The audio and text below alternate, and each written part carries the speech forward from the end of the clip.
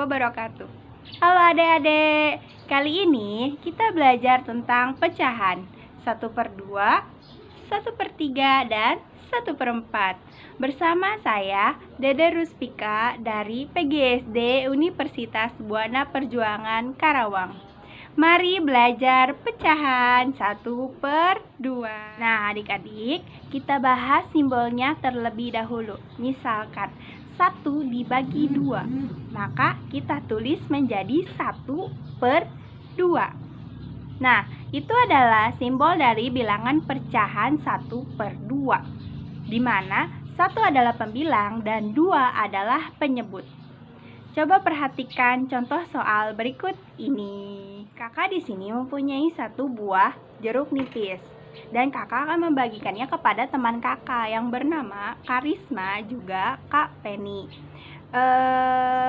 Kira-kira mereka dapat berapa bagian ya dari 1 buah jeruk ini? Jadi jeruk nipis ini kita potong menjadi 2 bagian.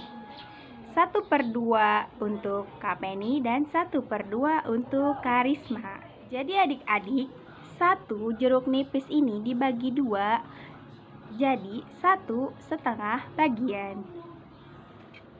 Nah, sekarang kita belajar tentang 1/3. 1/3 adalah 1 dari 3 bagian yang sama besar.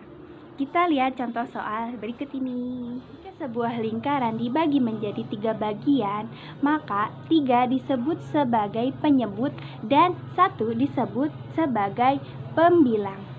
Di sini kakak mempunyai sebuah lingkaran dan kita bagi menjadi 3 bagian sama besar. Bagaimana cara membaginya? Nah, kakak sudah potong tadi dari lingkaran yang utuh seperti ini menjadi 3 bagian. Dan ini contohnya.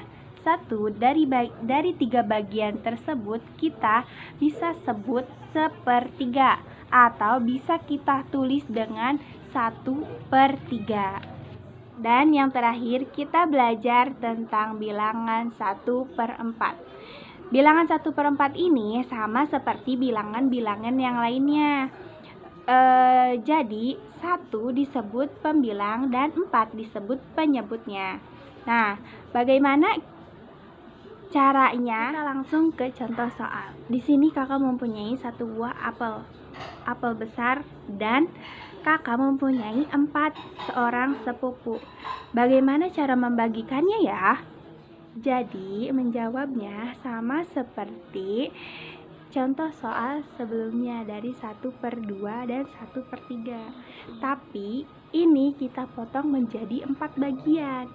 Jadi sepupu kakak mempunyai 1/4 bagian dari 1 buah apel ini. Nah, bagaimana adik-adik? Mudah kan belajar tentang pecahan? Cukup sekian pemaparan materi dari kakak. Jangan lupa untuk terus belajar dan jangan pernah bosan untuk terus belajar. Sampai jumpa. Wassalamualaikum warahmatullahi wabarakatuh.